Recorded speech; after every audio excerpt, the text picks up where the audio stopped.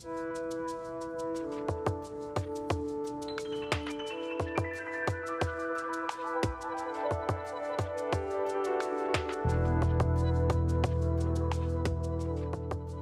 guys, so I'm going to be building another Raspberry Pi firewall slash router. Now, the first one that I built was using the original Raspberry Pi with a USB NIC. So I had the onboard NIC and a USB NIC. That was kind of suboptimal because it was limited by the speed of it had to go through the USB controller, and it just limits, that was kind of a bottleneck. So my new Raspberry Pi firewall router is going to use the Raspberry Pi compute module 4 together with this dual gigabit NIC expansion board here. So let's open this up, and this is something that I purchased off of so I purchased this from DF Robot. This is they sell a lot of great things for robots, electronics, and Raspberry Pis and single board computers and stuff. And here we go. So this is it. This is the CM4 or Compute Module 4 IoT Router Board Mini version 1.0 from DF Robot. So I ordered this directly off of the DF Robot website. You can see it has USB-C for power, or actually it has two of these. This is for a USB connection, and this is for power. And it has a little switch. Looks like this is a reset switch on it. Some pins here. Your micro SD card goes in here, and dual gigabit NICs. And you would connect your Raspberry Pi compute module right here and here. So I also have an SD card with Raspberry Pi OS with only, with no graphical environment. I have this ready to go, so I'm going to insert this and fire this thing up and start configuring it in a bit. But this is the Raspberry Pi compute module. So here we are.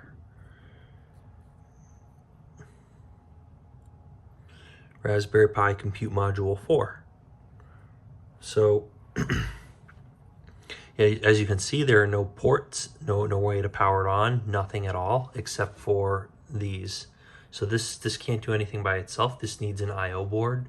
Typically, you would plug this into either a custom-built I/O board or third-party I/O board, or you can buy this development I/O board from Raspberry Pi, I believe.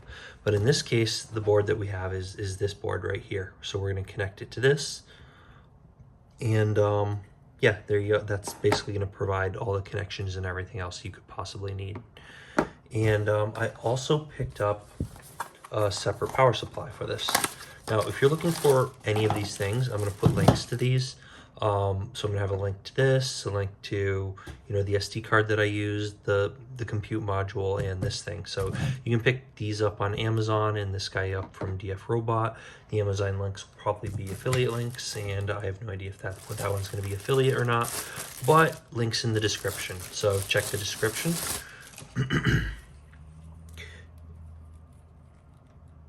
And let's see here. Yeah, so yeah, no one wants to watch me, unwrap the cable, but yeah, nothing too special to look at here. Just a CanaKit power supply. It actually doesn't have a button to turn this on and off. That's kind of disappointing. Some others that I had came with a button. You can actually get an extender that has a little button that you can push. But in any case, this doesn't have it. So to turn it on and off, I guess you have to unplug it, or we'll see how this button behaves.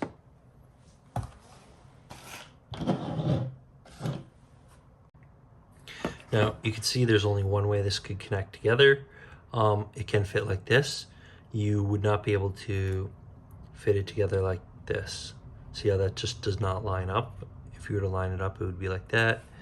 So it's gonna go like this. I've never attempted to connect one of these before, but let's see how it goes.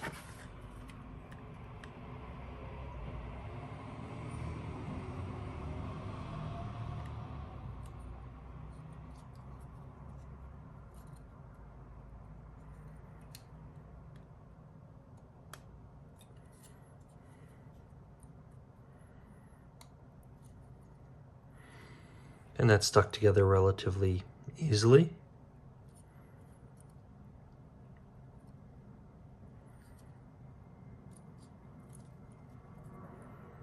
All right, there we go. We got our CPU on the outside, which is nice. I guess that makes sense.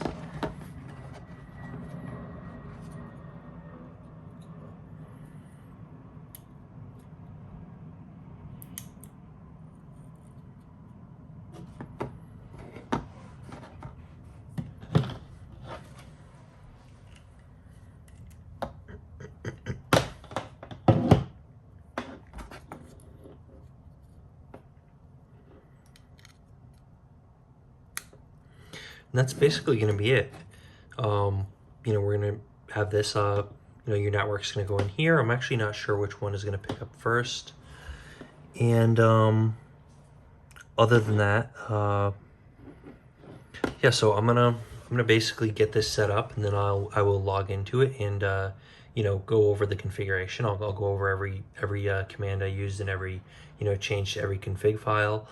I have a guide already out showing you how to set up. If you check one of the links in the description, it'll take you to my site. I have a page where I basically show you everything you need to know to set up a Linux-based firewall router, and IP tables, kernel forwarding, and all of that sort of stuff. But also, I'm gonna have another page that goes over how to configure all that on this thing specifically, and everything that I did for this in specific. And I'm gonna show you everything that I did on this. I'm gonna log into it and show you basically everything. So I'm gonna do a screen capture for that, and I'll also show you. I'm gonna show you where I actually have this set up, how I have it connected to my switches and everything. And I'm gonna try to put together a new housing for this. I'm not sure. I might put it in like a temporary case or something, but I'd like to put together something nice and neat where all the cables can be tied up and it can be neat and clean and nice looking. But we'll see how that works out. All right, so I did actually end up going with Ubuntu instead of Raspberry Pi OS. So this is me downloading it real quick here.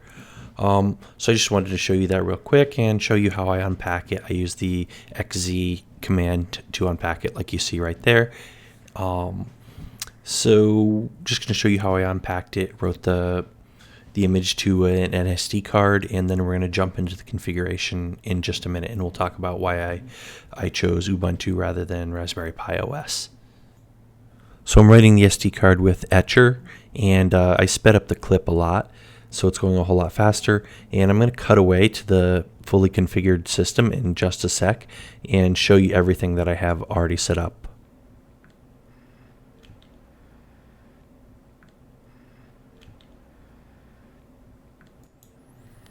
All right, so let's take a look at the configuration for my new firewall/router. So this was pretty easy to set up, but I'm going to log into it and I'm going to go over all the changes I made.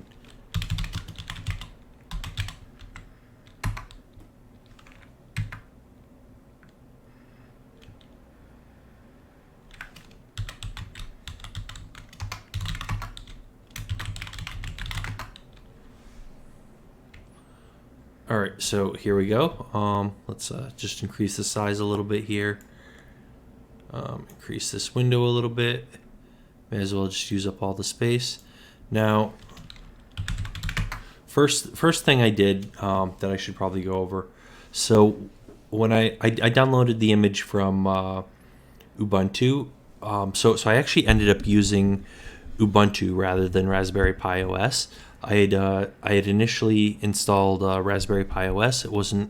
It recognized the first NIC but not the second NIC, and the problem is I needed to actually build the drivers for it, and that looked like it would be a slightly more involved process, and I kind of wanted to just get the thing up and running. And Ubuntu seemed like kind of a nice choice also, and I figured I would give Ubuntu a shot. So I did, and Ubuntu also didn't have the drivers, but they have a package I could just easily install rather than having to compile it and do all sorts of extra steps. And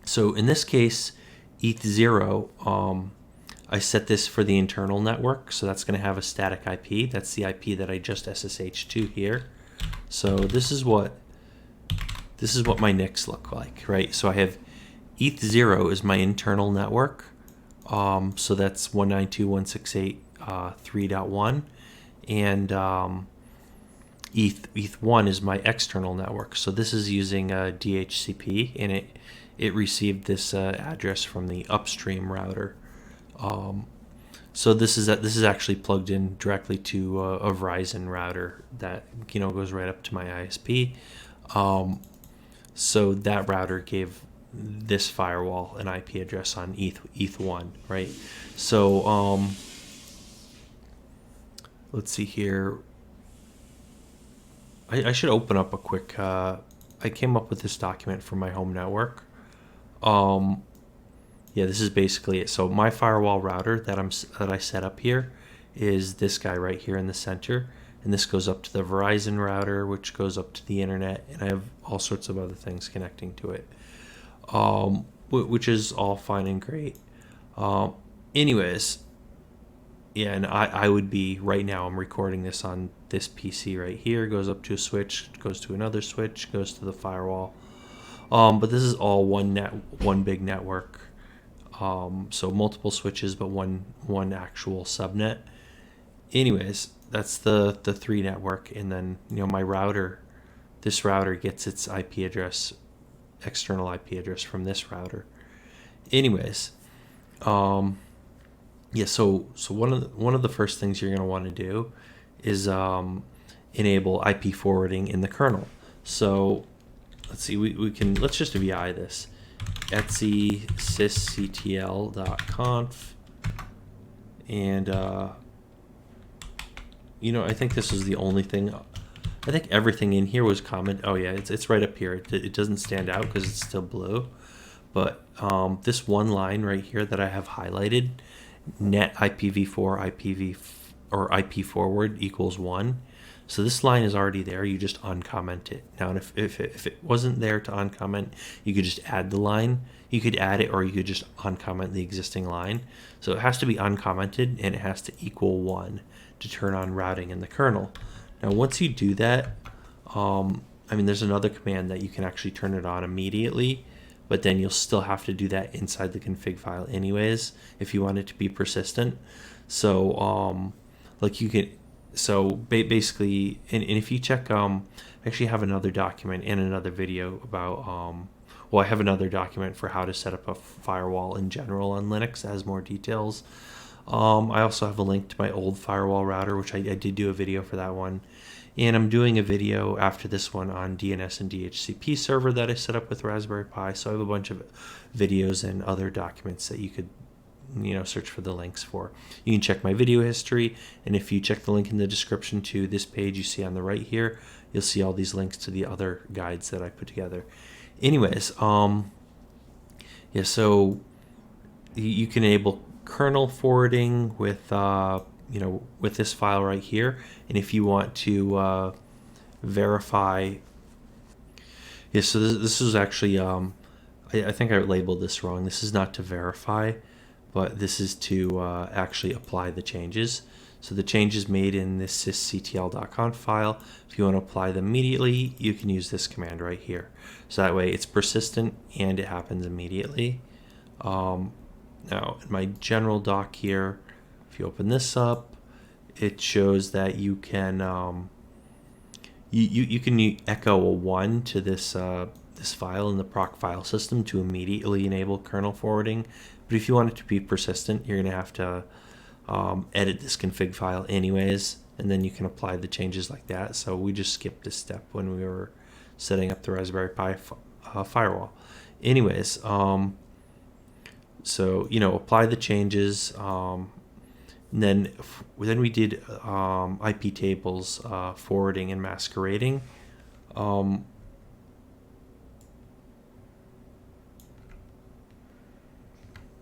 Let me just zoom in on this. This is hard to follow. So yeah, IP tables use IP tables -a forward, ETH0, ETH1 accept. So this is coming, anything coming from the, incoming on port on NIC ETH0 and going out on ETH1, just accept it. So this is, ETH1 being our external network. Basically anything coming from the inside to the outside, just accept it. So we're accepting outgoing connections for now. And then for that's on the forward chain, right? This isn't on the ingoing or outgoing chain. This is on the forwarding chain. So then also on the forwarding chain, you have, anything coming the other direction, anything incoming. We're going to track the state of it. And if the state of the connection is in related or established, we're going to accept it. So this allows you to connect going out, and then traffic can come back if it's for a connection that already made a connection going out, but you can't connect coming in. Anyways, we also say IP tables -tnet -a post routing on ETH1, our external network, and we say -j masquerade. This just enables masquerading. So that basically enables NAT for you. So you enable forwarding, and you enable forwarding with these, and enable NAT with this, and that basically gets your routing working, right? So now if you want to save your IP tables rules so they'll survive a reboot, if you want to make them persistent, there's a tool you can use. So do apt update to make sure you have the latest repo info, and do an apt install IP tables persistent. That installs this IP tables persistent package, which then gives you this IP tables save command. You can run that and echo the results to this file, etc IP tables rules.v4. And then when you reboot, you'll still have your IP tables rules. So IP tables rules look like this right now.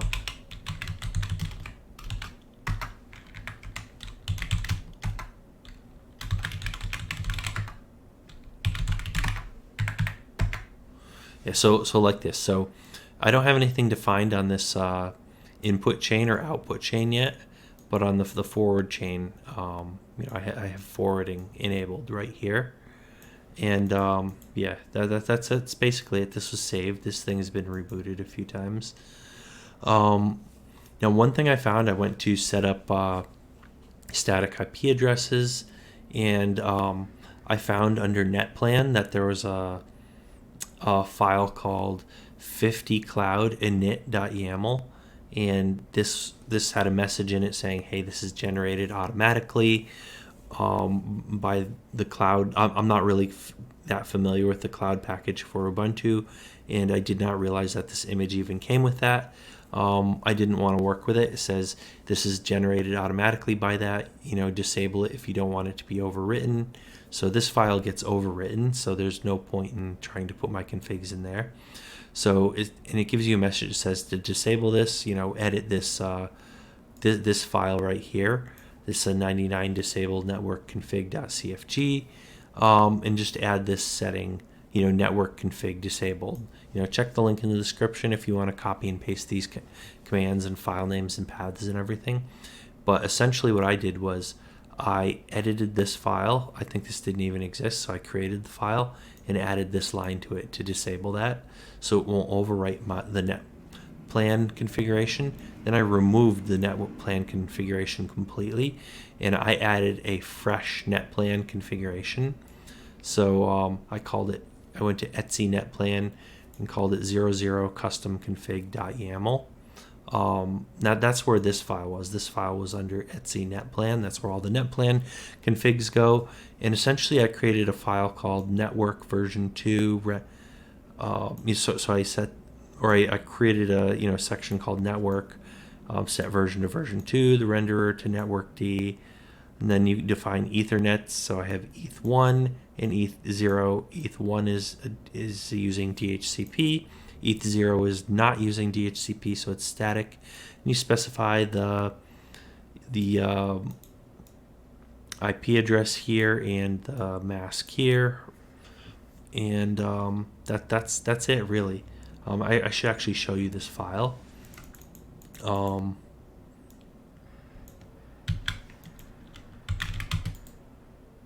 Here we go.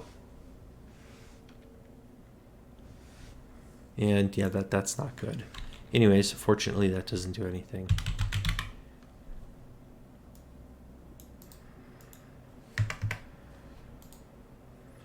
All right, here we go. Yeah, so this is what the pretty simple. Basically, what you saw in the document on the side here. This is the file. So this sets up the static IP, and that's basically it. That's all you really need to do. So just to recap, like basically, unpack the image, wrote it to the SD card. Made sure to initially when I was setting this up, I plugged the network cable into ETH0, which is the rightmost interface, because the other one won't even have a driver.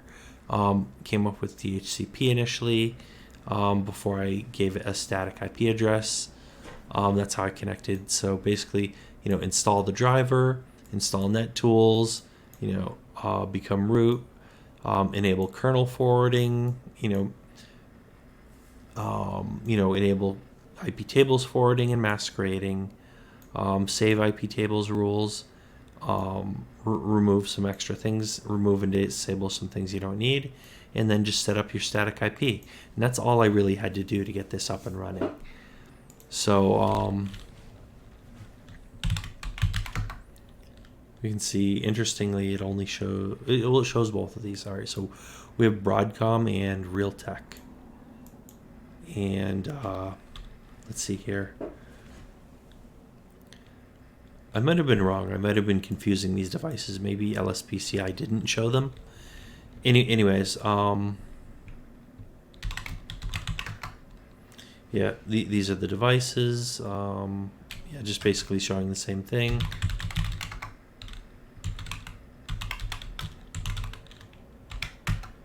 You can see it's up, gigabit interface, full duplex.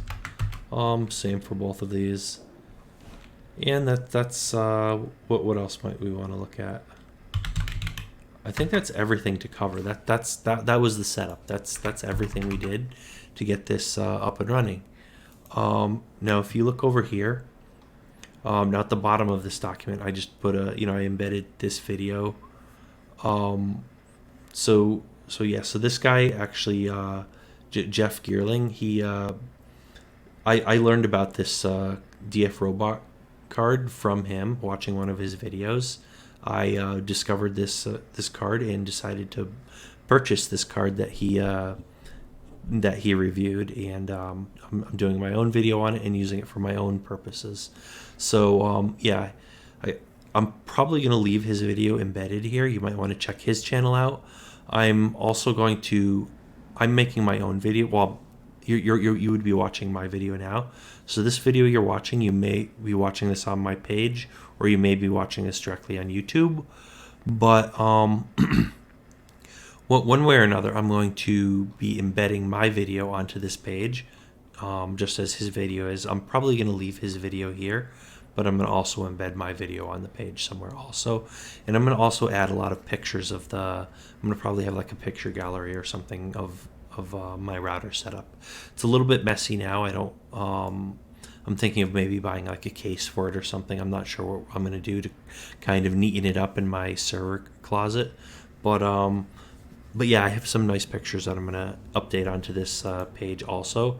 So it comes with all the instructions and some pictures. But anyways, that's pretty much it. Hopefully you found this useful.